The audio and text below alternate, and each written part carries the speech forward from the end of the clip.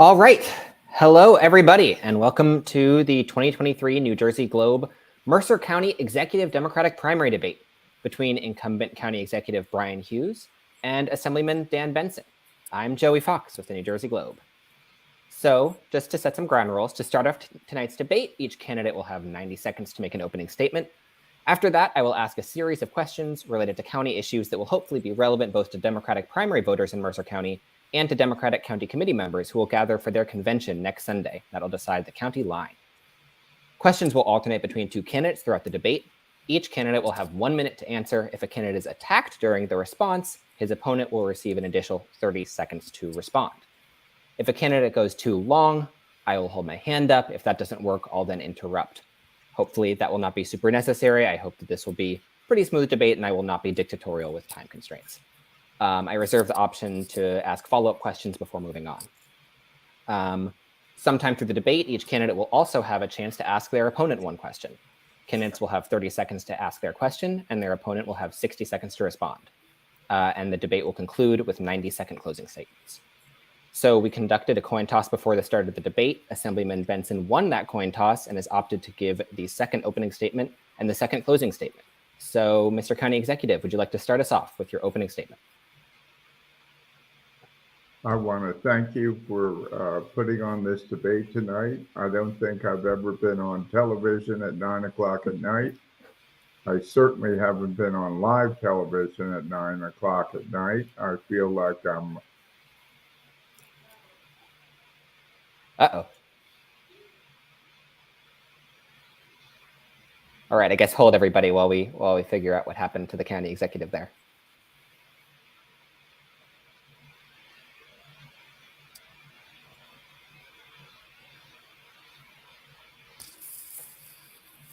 Sorry, everybody. We seem to be having some technical difficulties, but we will figure them out. Can you hear me, Joey? Yes, we can hear you. Okay. You cut off pretty quick, so I think that I will start the timer all over again, and if you could begin your opening statement again, please. Okay. I just want to thank everyone at New Jersey Globe for having this debate tonight. I am impressed that it's at 9 o'clock at night, that it's live, and I feel like I'm either on the Game of Thrones or on The Sopranos.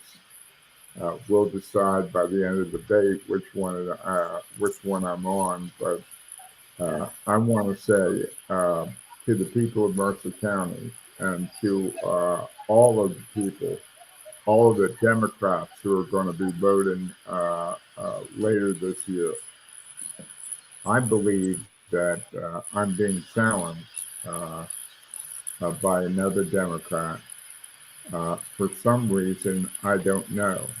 Things in Mercer County have been going well. We have a great park system. We have small business incentive loans that have reached out $3.5 million to small businesses. whether they be run by veterans or women or people of color.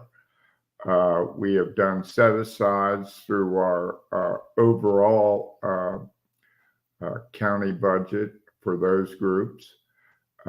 We have done things, I believe, that are proactive in what we do day in and day out in Mercer County.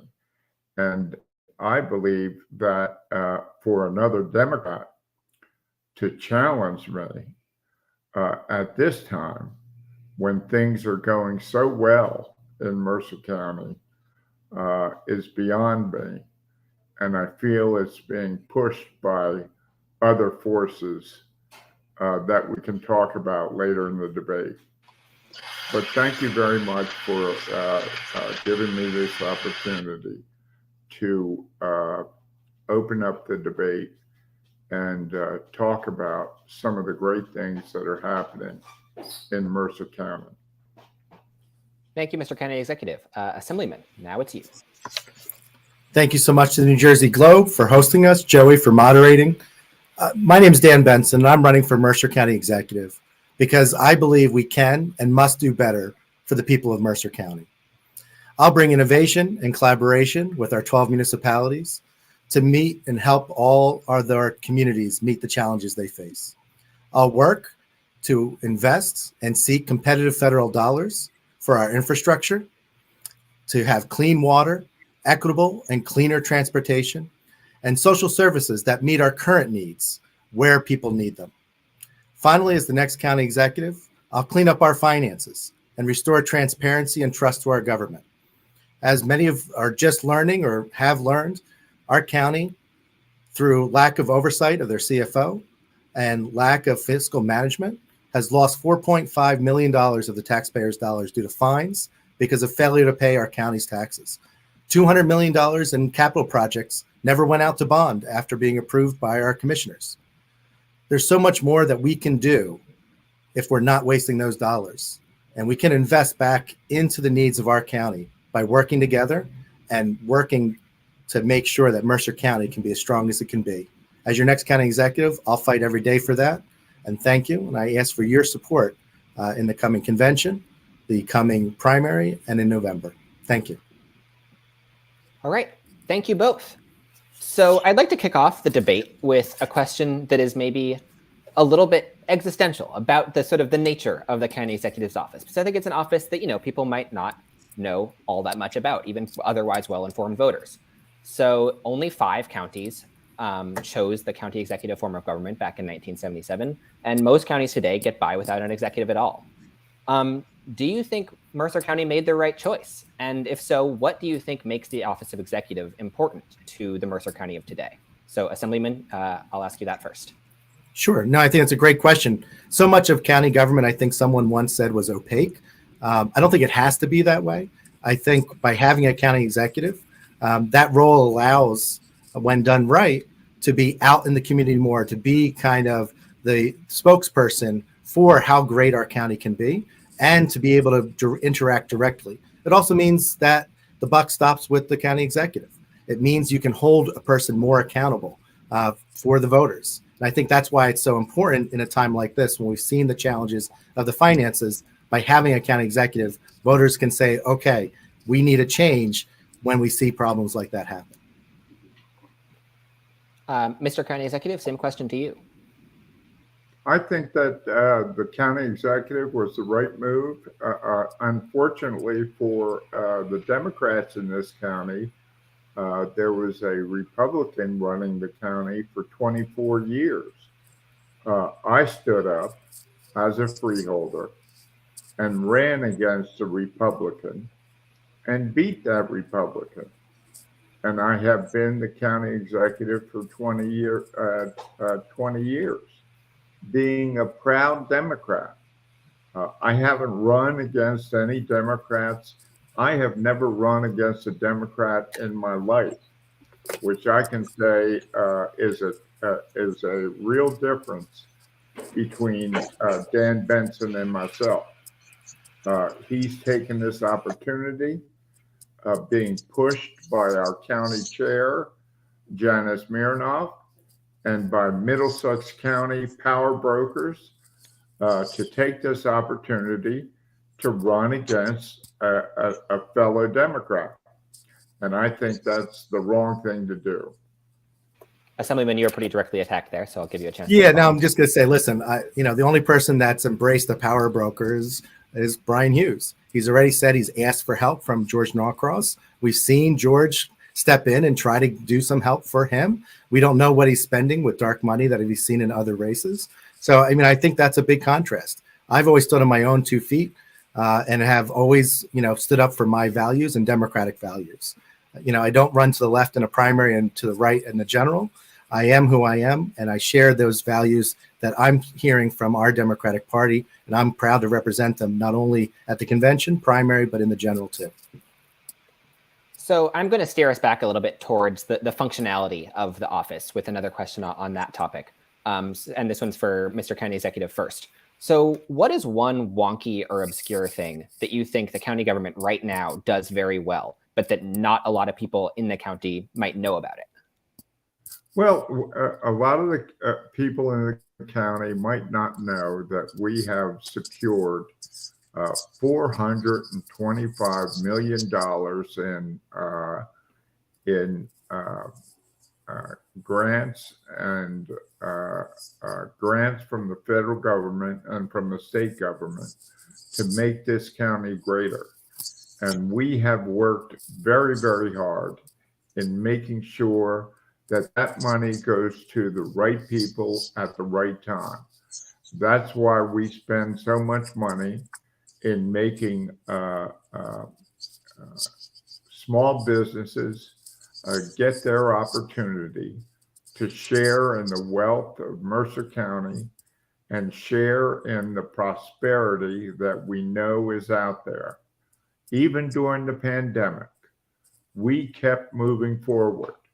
And we kept working hard, making sure that middle-class businesses got their fair share. And I'm very, very proud of that. So, Assemblyman, similar question for you, but what is one wonky or obscure thing that you think the county government could do a lot better that not a lot of people might think about or know about? Sure. And I think that's a lot of the borrowing authority that our county has, both directly and through the Mercer County Improvement Authority.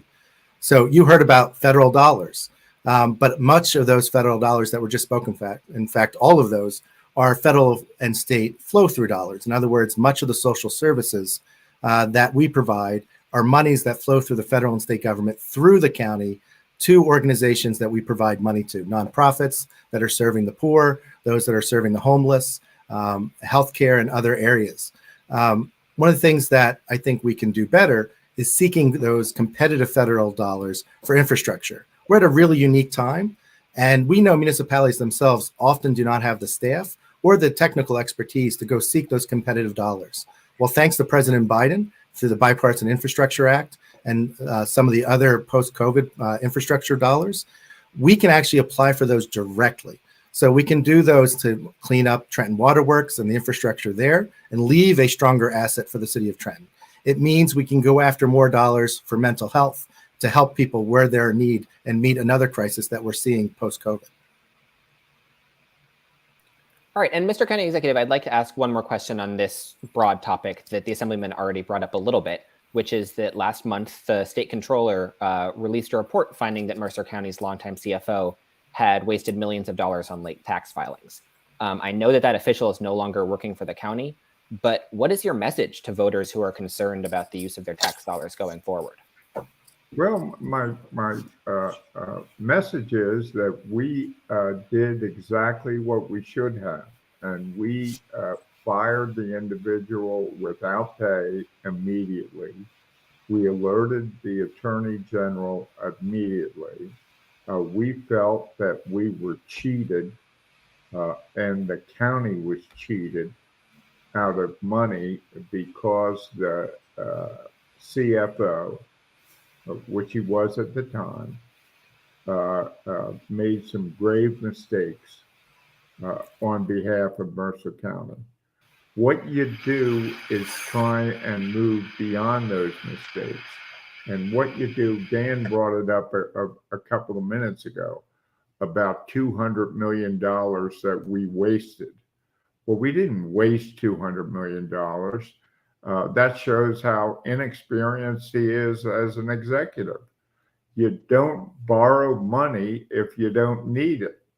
Even though we had the borrowing authority for $200 million, if you don't need the $200 million, you don't borrow it. And that's what happened in that situation. Assemblyman, I'll give you 60 seconds to address this topic. Sure. And again, I don't know what his staff is telling him, but it was his own staff that told the commissioners that they went and approved $200 million, and then nothing ever happened, and they're still trying to figure it out. His own chief of staff said, "We still don't know what we don't know about the CFO. We've already, the county executive has already wasted $4.5 million of taxpayer dollars." And guess what? It didn't have to be that way. We've already had 2 other incidents prior to that should have had the executive looking into that department. There was a 2016 whistleblower that said that the CFO was not following procurement rules. And then later on, we had the phishing scam that cost us, thankfully, insurance covered, but now we're paying more insurance premiums that cost us $600,000 there. So there were a lot of alarms going off, but just not an interest in management to actually deal with them. So again, like I said, I think there's a need to clean up our finances, figure out what we don't know, and put things back to right. And that's what I think the citizens demand of our county government. Mr. County Executive, I guess one brief follow-up question. I mean, why was it that it took, I know that you said that the county followed the proper steps, and I don't doubt that, but why was it that it took as long as it did to figure out that this issue with the CFO was going on in the first place? Well, the CFO was to become the head of the state CFOs this year. And he was not able to, obviously, because of the trouble he ran into. But he had everyone fooled, and it took not that much time. And we keep going back to this $200 million, which the Daniel should know. You don't borrow money if you don't need it. And he keeps saying we lost $200 million. That's simply not true. And I believe that what we did with our CFO was exactly right. Once we found out the problem, we did what was right. And Daniel can recreate history and go back to 2016, but I can go back to 2013 when he took $86 million of money from a dark fund from George Norcross. He tries to position me with South Jersey and George Norcross. He's taken more money from George Norcross than I ever have. And I'm going to cut you off there. Sorry, Mr. County Executive. Assemblyman, 30 seconds to respond. Yeah, I mean, listen, this is pretty ridiculous. He's the one quoted in a political article saying, I've got Norcross with me. I'm going to be asking him for help. We actually don't know how much he's spent so far on this race. But to get back at the finances, because this is what it's about. I'm running because we got to make sure that county is doing right by the people. Losing $4.5 million isn't right.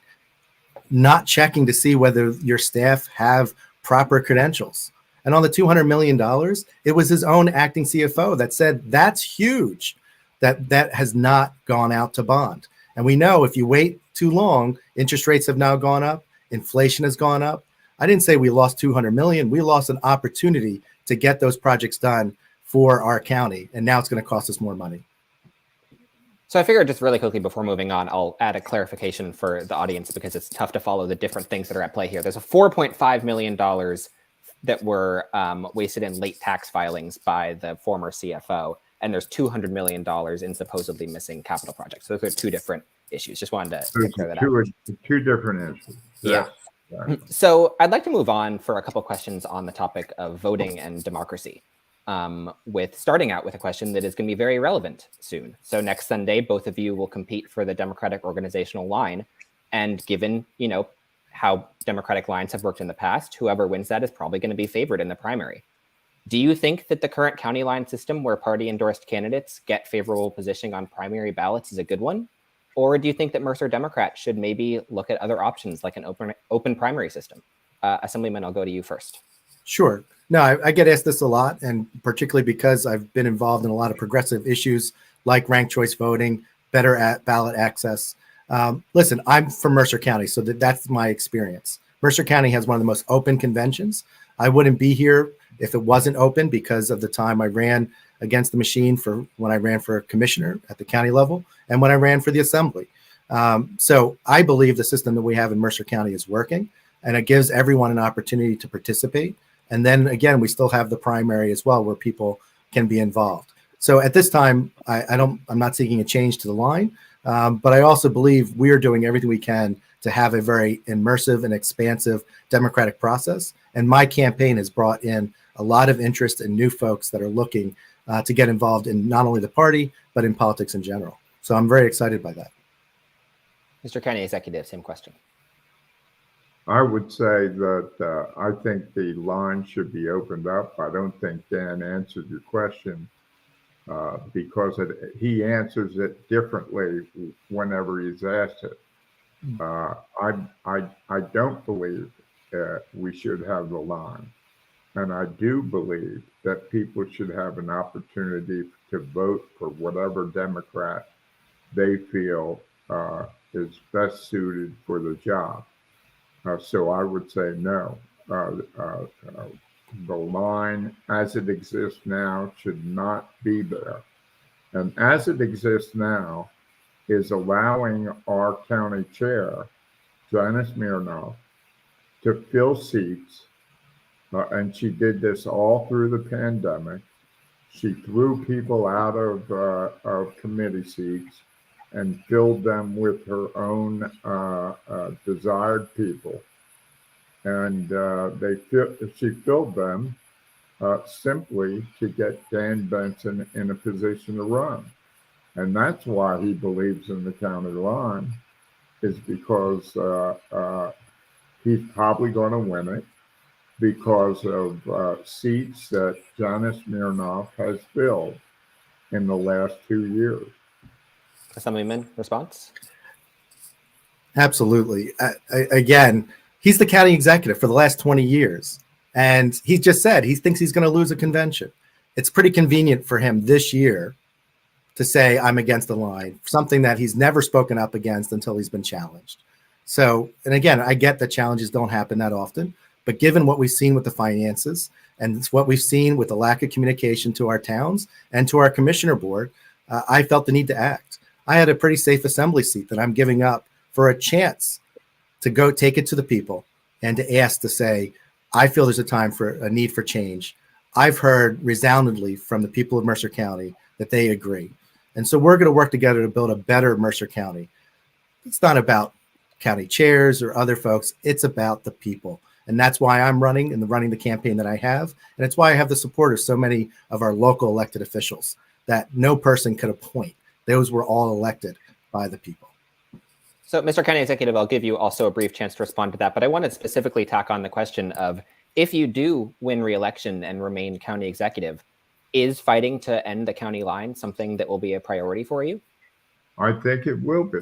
And I think moving the party line away, whether it's ranked choice voting or whether it is a different option for people, I believe every Democrat ought to have the opportunity to be on a line on an equal basis and run on that line. Now, I know a lot of people, and Dan just talked about all of his endorsements. We have a lot of endorsements as well. Shirley Turner, Congresswoman Watson Coleman, his own party mate, Wayne D'Angelo. I'm going to cut you off there. I'm sorry. The person that knows him best is running a endorsement. So they are simply a lot of folks that he's not talking about making endorsements, and they're doing endorsements. Mr. County Executive, I think we don't have, we're not going to be able to run through all the endorsements. I'm sorry. I'm going to have to cut you off there. All right, thank you. But I will go to you for the next question, which is also on the same topic. Making voting more open and accessible is something that you have both fought for in your respective roles throughout your careers. How do you think the county government should be utilized to further this goal of more open, transparent, accessible voting? So, Mr. County Executive, first. Yeah. Is that for me? Yeah, I think one of the things that we did at the very beginning of my county executive term was to say Mercer County ought to look like the Mercer County I was elected to, and that means I hired a lot of people who had been closed out of the system. People of color, people of Asian folks who wanted to get into county government. We hired people who were coming out of the criminal justice system or had been involved with law enforcement. We made a lot of changes to county government to make it the most diverse it's ever been. And I want to tell you, I have never been prouder than the county government that we have right now. Assemblyman, same question to you. Sure. No, I think there's a really important role for the county. That's making sure that we have voting machines that work. And I think it's a great opportunity to explain where we had another missed opportunity under the Hughes administration. So as everyone saw kind of the debacle that happened on election day, unfortunately, that wouldn't have happened had we bought more of the machines that we had for early voting. And the commissioners actually requested to do that. Unfortunately, the administration said no to that. And that was at a time when the state was actually paying the majority of the cost of those upgrades. So once again, now when they seek to purchase those additional machines, it's going to be on the back of the taxpayers. So a missed opportunity. But here's the role how counties can be more involved in getting people engaged and to vote. And that's being more relevant in people's lives. And that's making sure we're taking our services to the people, making sure they're aware leading up to election day of where voting locations are, making sure they're accessible, and also being an advocate at the state level to get things like same-day registration. I think that's important in getting younger people involved and voting and getting more people a chance to vote. Making clearer ballots by having ranked choice voting so that we don't waste dollars in unnecessary runoffs, as we saw kind of in the Trenton elections as well. Mr. County Executive, I'll give you a chance to respond. I would say that Dan has spoke a great deal about how the MCIA should be spending more money and doing more things and buying new voting machines and being part of different aspects of Mercer County lives. But I would tell you this, as a Hamilton councilman, he voted to raise taxes not once, but twice during a single year. That's never happened in Mercer County. In fact, we have a AA plus bond rating. We're not going to spend money simply because Daniel Benson wants the MCIA to go further into debt and to take on more debt. The mayor of Trenton has endorsed me because he believes, along with the new council, the county and the city and the council will be able to get along and move projects forward. Okay. in our most important city. Assemblyman, I don't want to keep this volley going forever, but if you'd like to briefly Yeah, I respond just to want to that. say, I mean, one, the council has not endorsed Brian. I have a number of the council members who have endorsed me. Two, I was talking about voting machines that the state was going to pay for, and they said no to free money that could have helped our county be more responsive. The stuff about Hamilton is just bunk. And again, I just get back to the point. I keep giving examples of where the county has lost money that could have helped our taxpayers. I'm not talking about spending new dollars. These are examples of the waste and fiscal mismanagement and lost opportunities under this administration. And it's why I believe in the people of Mercer County believe we need a change. All right, so I have one more question on this topic, and it's for Assemblyman Benson first. The Elections Transparency Act is scheduled for a vote in the Assembly tomorrow. It does a lot of things. It doubles campaign contribution limits. It ends a lot of local pay-to-play laws. It increases transparency for outside super PACs. Lots of other provisions. I mean, pretty simple question to you. How do you plan on voting for that bill when it comes up tomorrow? No, I think that's a great question. When it came up before me in committee, as often we do, we vote to get it out of committee, but we reserve the right to vote differently on the floor. There's been a number of amendments on that bill. Unfortunately, I feel like that bill has kind of moved away from its original focus, which was to try to make sure that every municipality, because there's over 100 that still don't have any pay-to-play protections, would get covered, and to have better enforcement by having uniformity. But some of the changes that we've seen more recently give me great concern.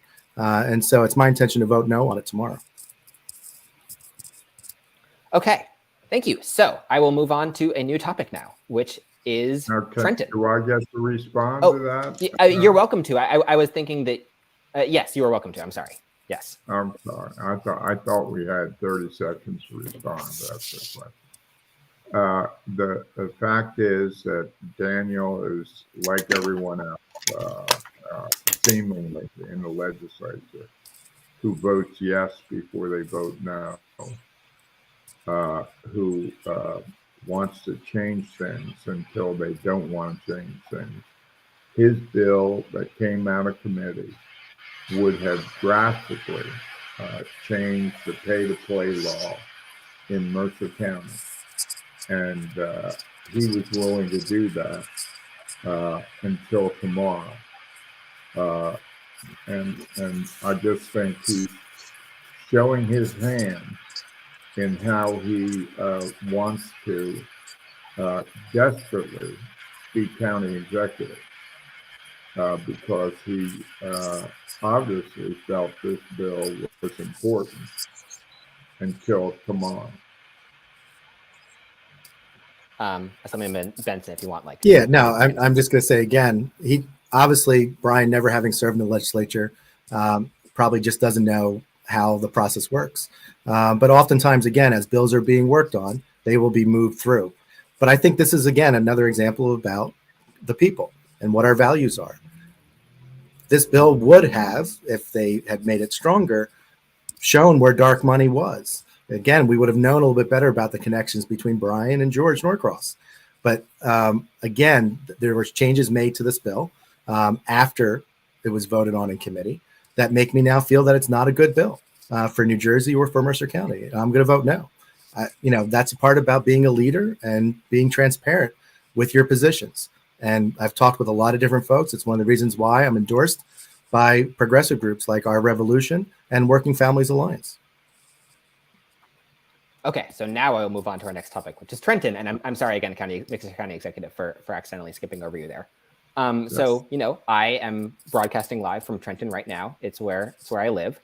And as I think everyone in Mercer County knows, it's not a city that's living up to its full potential right now. It is definitely, it has its troubles. What would you as county executive do to make Trenton a better place to live and work in? Mr. County Executive, you can go first. Certainly, I would think our position right now is much better than it was in the last 4 years. We have a mayor and a council who are willing to work together and make sure that projects that come to the city of Trenton are will come to fruition. We had an old council that got in the way of everything the mayor tried to bring to the city, and we would certainly help. And I put out a plan for Trenton that he's looked at, that we believe in, that would do a lot for the infrastructure of Trenton and moving small businesses and larger businesses into the city. We believe home ownership is a major part of that program, and we are going to work towards that every day. Thank you. Assemblyman? Thank you so much. So my plan for the city of Trenton is about investing in its people and making sure that we have a lead-free city of Trenton. Legislation that I sponsored and supported by the governor recently helped deliver $3 million to remove lead paint in homes here in Trenton. We now need to meet that same commitment in removing lead from our water. And so I've talked about how do we improve Trenton Waterworks by doing similar to what Newark and Essex County partnered to do to accelerate the elimination of lead lines in homes all across Trenton Waterworks District. But it's so important in the city of Trenton. We have the ability to use our Mercer County Improvement Authority to actually help with housing issues too. That can be through direct investment, partnering with nonprofits, as well as doing loan guarantees for projects that are existing or that are coming up. We can invest in small business entrepreneurs by helping to work with community banks to lower interest rates for construction loans. We can also work to make sure that we have opportunities not only for home ownership, but for those to fix up homes so that there are more housing stock for people to own, and then thereby creating jobs. We have a lot of work that we can do to make our human services to meet where people are and where the needs are so that we can maximize those federal dollars that we get. Thank you. So I think heavily tied to any discussion of funding for Trenton or funding for anywhere in Mercer County is how much money the county gets funneled from the state. And I'll ask this question of you first, Assemblyman, since you're a member of the state government. Mm-hmm. Do you think that the governor and the state legislature that you're a part of have infused enough money into Mercer County in recent years? Yeah, I think there's, in terms of the money that we give, we've been able to increase, whether it's school funding, whether it is capital funding as well. But I do think there's more that we can do. And I think the biggest part is, as a landholder, the state of New Jersey holds the majority of almost 50% of the land that is not paying taxes to the city of Trenton. We've got to work between the city, the county, and the state to put more of those properties back on the tax roll. We can do that through transfer of development rights. We can do public-private partnerships that transform vacant or empty parking lots into vibrant businesses, as well as improving parking in the city. So there's a lot of different ways we can invest in our city with the help of the state that we're not doing right now. And that's why we need a county executive that's going to be the advocate and one that understands how the state works so that we can pull together the stakeholders we need to bring that change. Mr. County Executive, same question. Well, I would say that the talk from the Daniel about being part of state government, he has done nothing. I have seen nothing in any bill he's ever written that would put money towards the city of Trenton. And when it comes to the Trenton Waterworks, the only bill I've seen from him was to study how to take the Trenton Waterworks away from Trenton and put it into a suburban program. It's the same thing that former Mayor Doug Palmer wanted to do, to sell off the Trenton Waterworks. And it is one of the only revenue producing programs that the city of Trenton has. And to say we need to improve, now he wants to improve the Trenton Water Works. I believe we need to make sure it works up to its full potential. Thank you. Yeah, I just want to add in there. I just gave an example of $3 million that, with legislation and work with the governor, that I got for removing lead paint from homes in Trenton. So to say that we haven't done anything is ridiculous. Second, I just told you my plan to actually make the asset stronger for Trenton Waterworks. And I think that's something that I've heard resounding yes from both Trenton residents as well as elected officials representing Trenton. Brian Hughes actually testified in favor of my bill package in 2018 when we talked about changes that we need with Trenton Waterworks in terms of their communication to other towns. And in fact, he was on the DEP's press release in favor of the state taking over management of Trenton Waterworks. So you can't have it both ways. So I've got one more question on the under the umbrella of infrastructure, which is that Mercer County, like a lot of New Jersey, is mostly suburban. And that means that cars are a really important part of most people's lives in the county. Do you think that the county should work towards moving away from car dependency? And what changes, if any, do you think should be made to the overall transportation infrastructure in the county? So Mr. County Executive, you can go first. Well, one of the problems is that rail lines and trolley lines are very, very expensive to build. You need help from the transportation department. You need help from the transportation committee. I have seen no help from the transportation committee headed by our assemblyman. And I think that's where you really need help. It's very difficult for our bus system to add new stops because of their expense. But I would put more money, and if I had been a legislator and if I had been the head of the transportation committee, I would have put more money into the Trenton bus system and move forward like that. Thank you. Assemblyman? Yeah, so we just heard our county executive talk about all the things he thinks he can't do about transportation for Mercer County. There's so much we can do. We have the Mercer TMA that helps work with businesses and collaborate with government to make sure we have great routes to work. My time as transportation chair has been looking at transportation equity issues, making sure that regardless of what your age, disability, income, that you can get from point A to point B. And yes, we have to become less car dependent. That's why I was supportive when Princeton and worked with the mayor to make sure we had an all pedestrian crossing after some high profile accidents and even a death on Nassau Street on a state road there. And that was one of the first in the whole state. That's why when the mayor of Trenton was upset about the county not taking ownership and design of the Assapink Bridge, he called me to call the Department of Transportation chair to talk about how we can work on that. But this is what we got to do. In real simple terms, we get a large amount of money for paratransit from casino dollars. We can reinvest that and look at things like on-demand van travel, just like we see with Jersey City with VIA. We can work with partners on paratransit like ARC of Mercer and other groups to make sure that we have better transportation for all, regardless, again, of whether they own a car or not.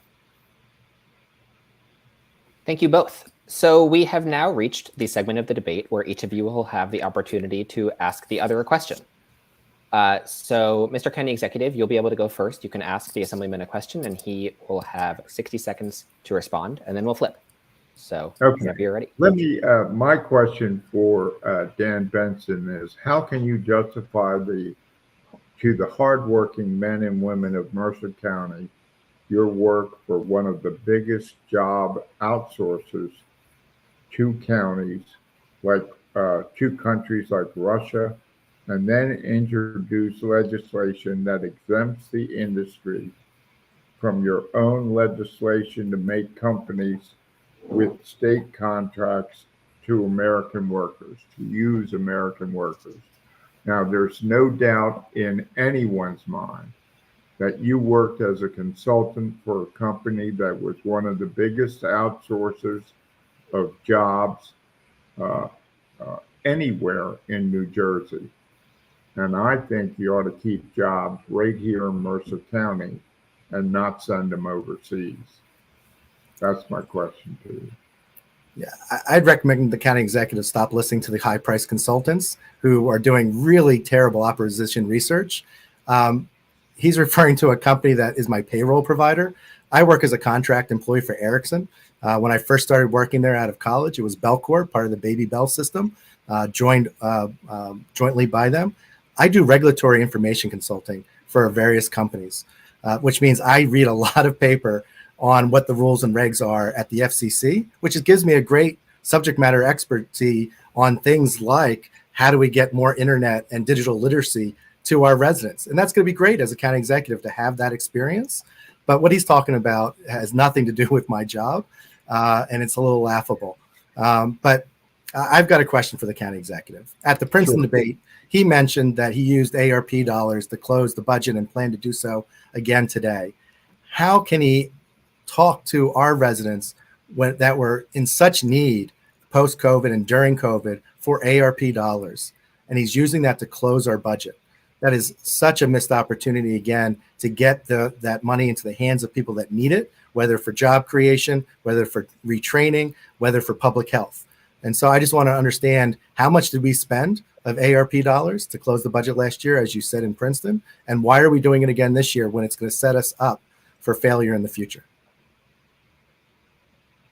Well, I would say that our ARP dollars were less than the city of Trenton, just a little bit less than the township of Hamilton. We got close to $72 million. We gave $3 million because the commissioners wanted to give it directly to towns throughout the county, the 12 towns throughout the county. And we use our ARP money to keep taxes, our tax levy level for 2 years. Now, if he feels like he wants to raise taxes on people and use the ARPA money in a different way, he should just say so. He's raised taxes many, many, many times before. And if he wants to use our money from the federal government to raise taxes again, he should just say that. Yeah, the question I asked was about how much did he spend, and why is that not setting us up for failure? Because that money is only good for 2 years. If we didn't have to spend $4.5 million in fines, we would have money. We could have put that money to better use where the needs are in our community, rather than using it for keeping taxes level. And so that's my concern right there, is once again, a missed opportunity for that money. And had we not had the fines, we could have kept taxes level and maybe even did a tax cut. So I'm glad that the topic of COVID came up, because it feels in some ways pretty distant. It feels in some ways very present, but it feels in some ways like, a lot of people have felt like they have fully moved on. We've also, there have been other disasters in Mercer County in recent years, like Hurricane Ida, that caused a lot of flooding, a lot of damage. Do you think that the county is adequately prepared for the next crisis, whatever it may be? And if not, what more needs to be done? I'll start with you, Assemblyman. Yeah, I don't think we're ready yet. We heard the county executive talk about how we use the ARP dollars. We're just finally using the ARP dollars for various uses. Businesses that went out during COVID are already gone. We can't help them now. So I think, again, we had those missed opportunities. Not only do we need to have a robust Department of Health, not just for an epidemiologist, but for public health in general. We have a mental health crisis that grew during this time, and we still have an addiction crisis that's still out there.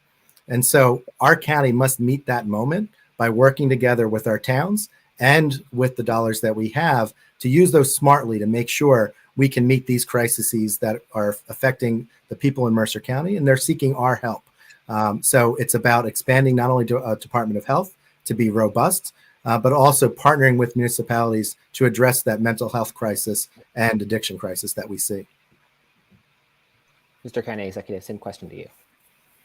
Well, thank you very much. The same question is maybe Daniel doesn't study the county budget too well, but we've already put $3.2 million into our new robust health department to meet the next crisis, the next pandemic, or whatever crisis comes down the road, including mental health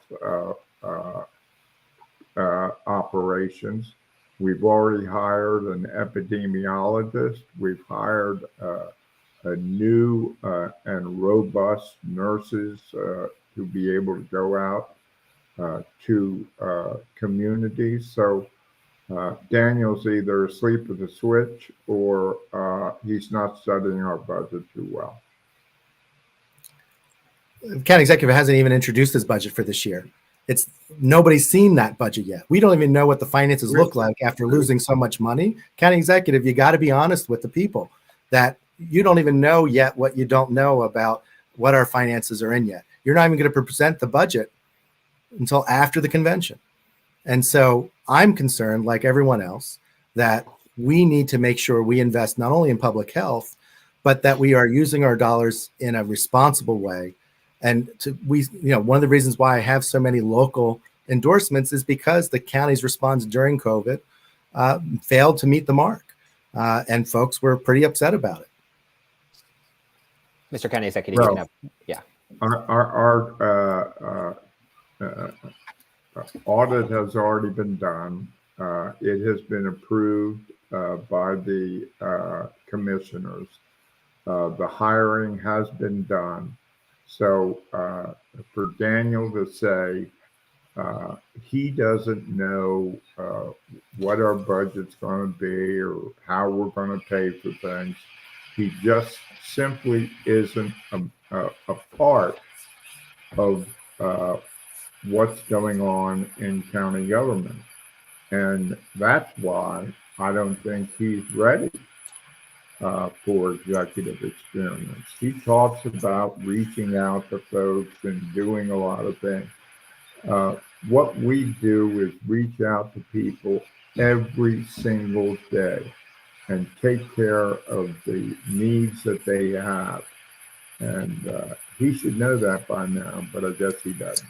Yeah, his 6 commissioners forced him to do a forensic audit, one that I called for. And second, he has not even completed the 2021 audit, which prevents the county from going after grants and also going out to bond. So, and that's again from his own current CFO telling the commissioners that. So, he might want to listen to the testimony of his own staff to the commissioners. Okay, I think I'm gonna put the kibitz on this exchange.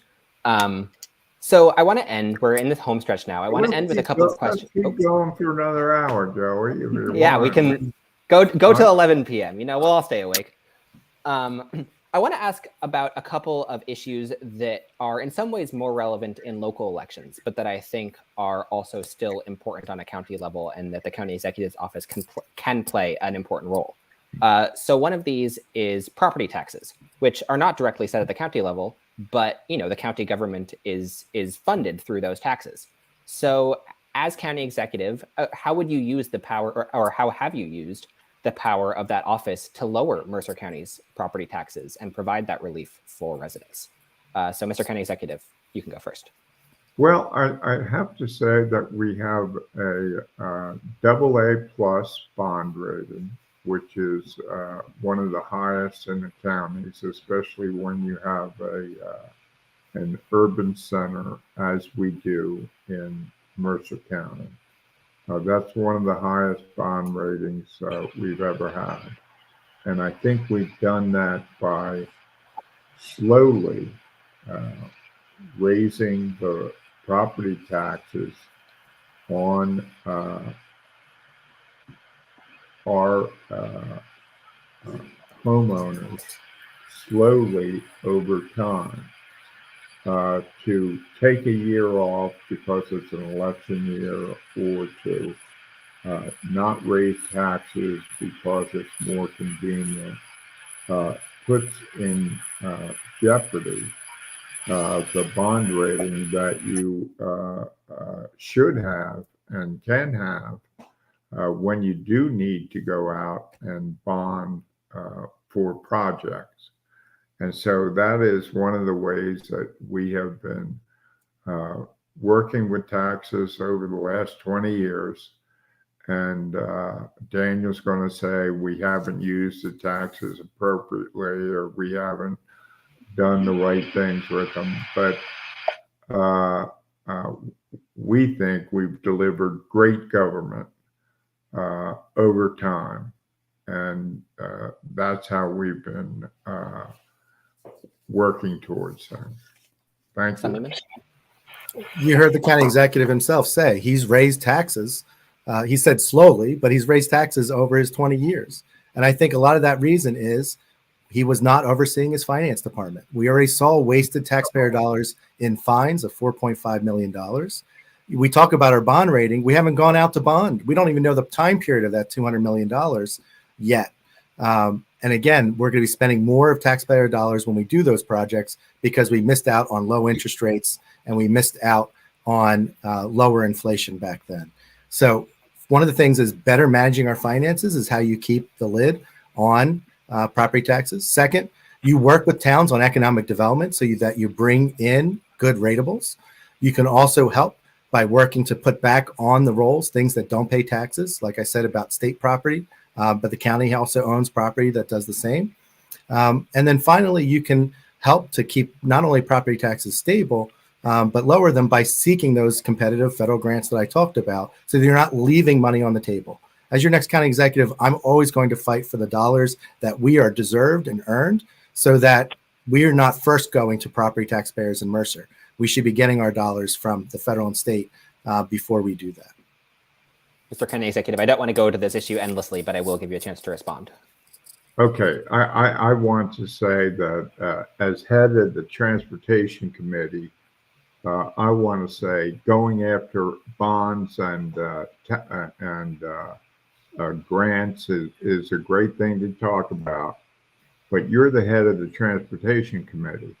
Have you tried to take a train to New York lately, or a bus to New York lately? The cost of it is prohibitive, and you're the one that's responsible. The whole time I've been transportation chair, the rates for New Jersey Transit haven't gone up. Are you attacking Governor Murphy on play train it rates? off on somebody else, Daniel? No, I just told you they've not gone up the whole committee. time I've been transportation chair. Well, go ahead. Listen, I take the train to New York. Tell us what you've done to lower the cost of getting into New York City. So as I said, it's been flat this whole time. We've worked with Governor Murphy to improve New Jersey Transit.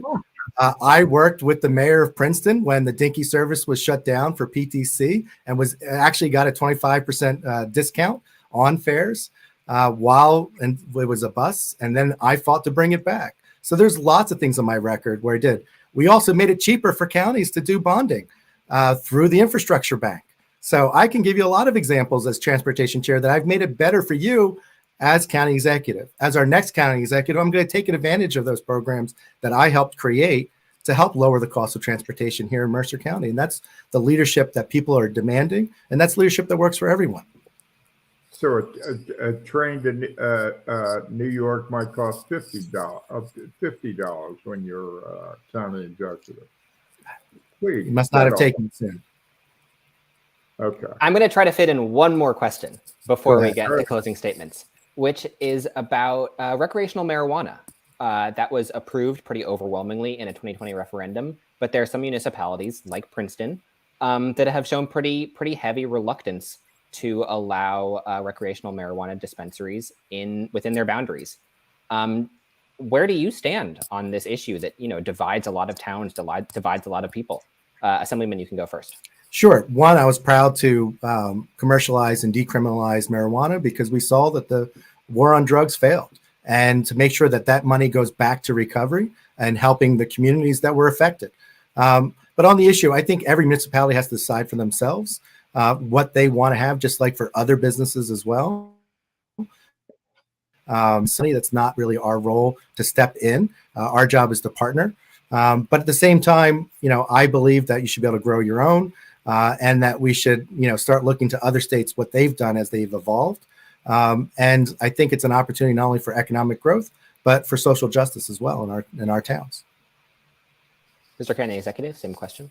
Yeah, I believe that we should work as hard as we can to make marijuana available. And I live in Princeton and everywhere else where people apply for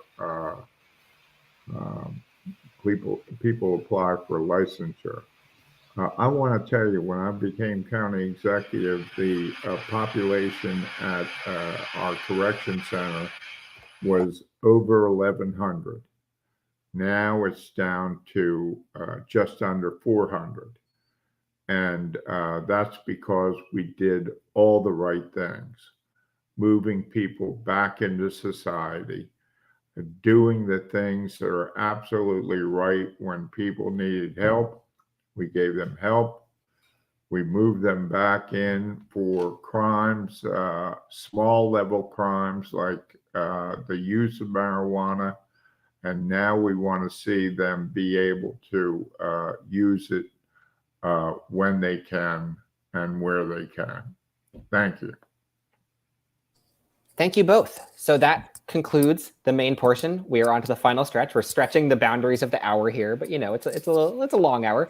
So, Mr. County Executive, if you would like to begin your closing statement whenever. I want to say that we went through quite a few issues today. We went through issues about all sorts of topics, but I want to say that we have done an amazing job in Mercer County.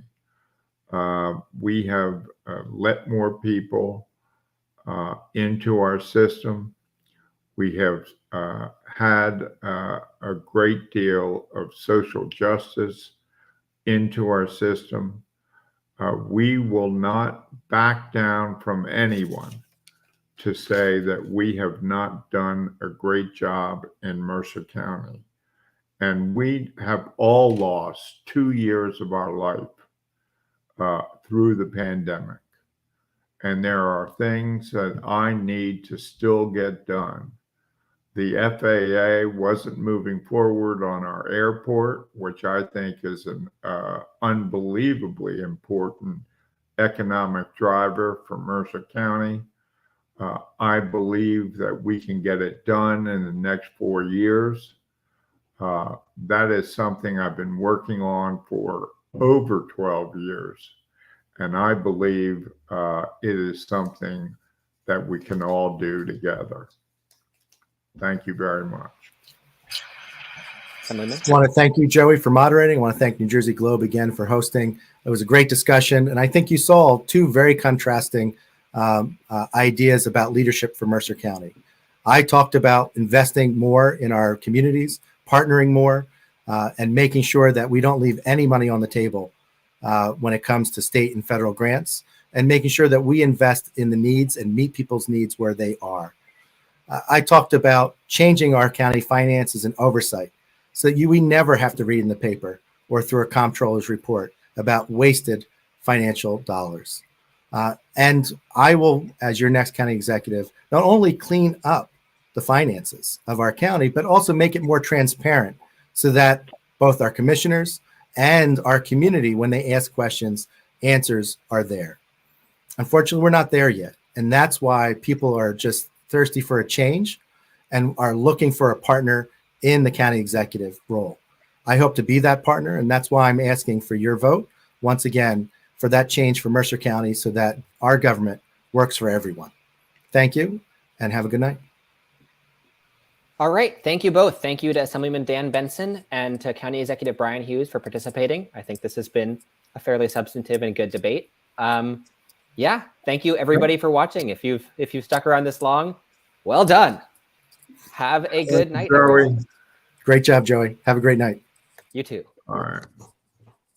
We'll see you now.